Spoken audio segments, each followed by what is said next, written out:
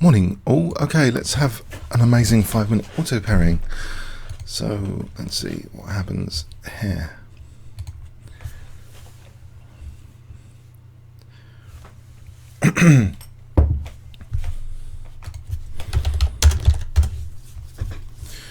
So we're gonna get a game. Let's get a game. Come on.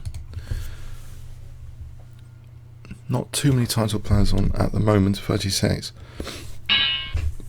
Okay. Buccaneero. Maybe I'll try and play classically in this game. Things always happen like that.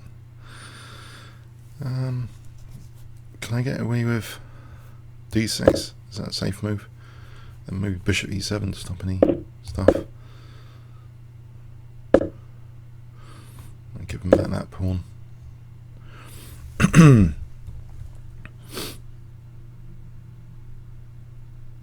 He's deprived his knight of c3 by doing that. So I've used this move order to stop like knight g5, keeping control of g5. Okay, so that seems a bit safer.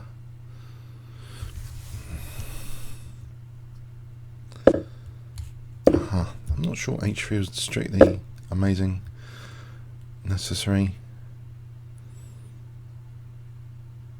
Can I play g6? I just want to unravel with knight h5 and knight g7, f5 maybe. So maybe f5 coming up. It's just too risky. Knight g7 and then f5. I know I'm weakening this diagonal though.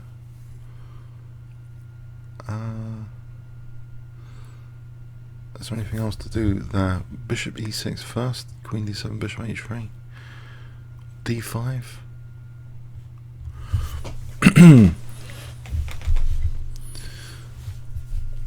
Bishop e6 first, queen d7. And there's always knight g5. What about knight e5 here?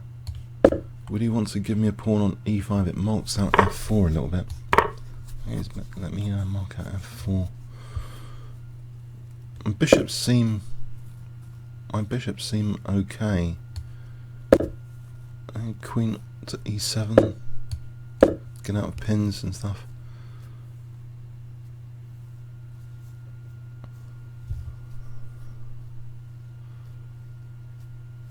Okay, so bishop e6. There's always. What about f6 first? There's always check. Oh, that's a bit of a commitment. I'm looking forward to some weaknesses here now. That could be fun. If I break with f5 with that fianchettoed knight.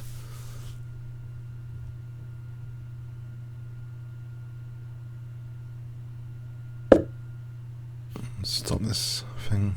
Maybe c5 is more radical, but it weakens d6.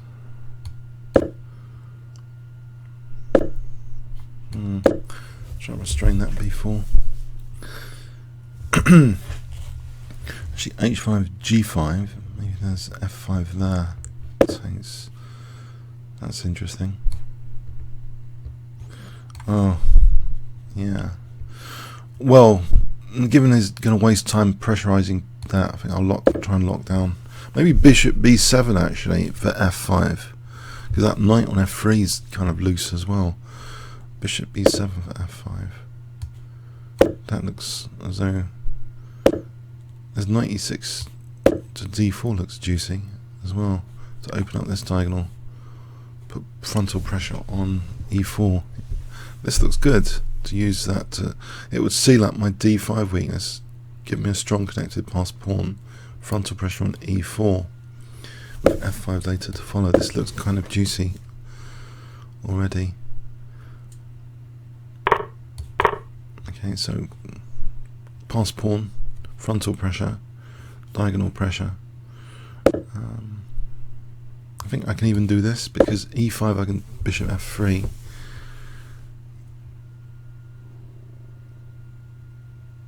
Oh, there's bishop f4 maybe to have considered there though. Bishop d3, bishop f4, hitting the rook on c1. Is that useful?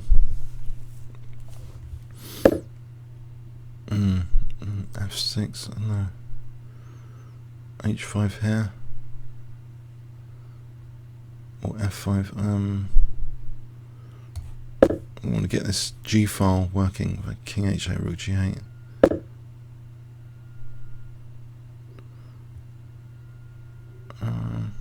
F5 takes 8, take queen e1. I get 2 rooks to the queen. With what potential there? Rook c1. I'm not sure the potential. I'm just taking for a moment for queen. That queen, I can attack on g4 here with queen d7. How does he actually defend that? Well, rook h8 coming up. This looks good. This looks cozy. Way of attacking. Yeah, I think this looks very good now. It's nice to be able to move the king for a check like this. Neat. Yeah, I think his king safety's in big question here.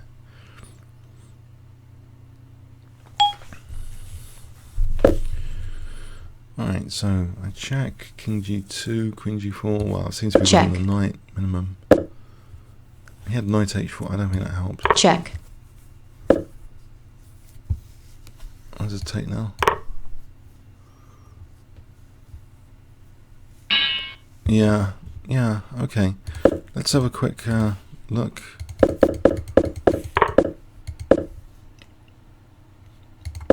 Suggest the move from the engine is knight f6, so it's opening theory. Anyway, I just wanted to get a playable position without getting massacred for a moment.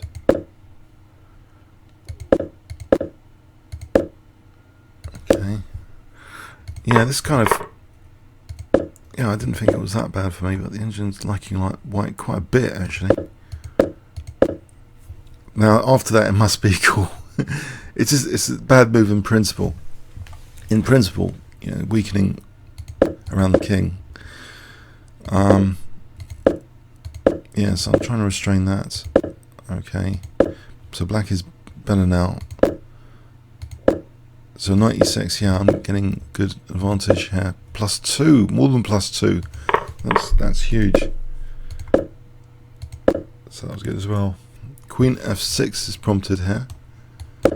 What would that do? But h5, okay.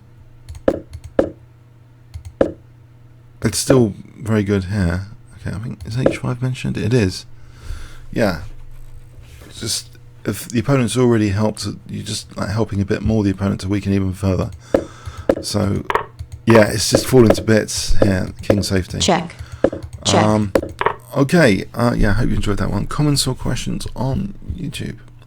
Thanks very much.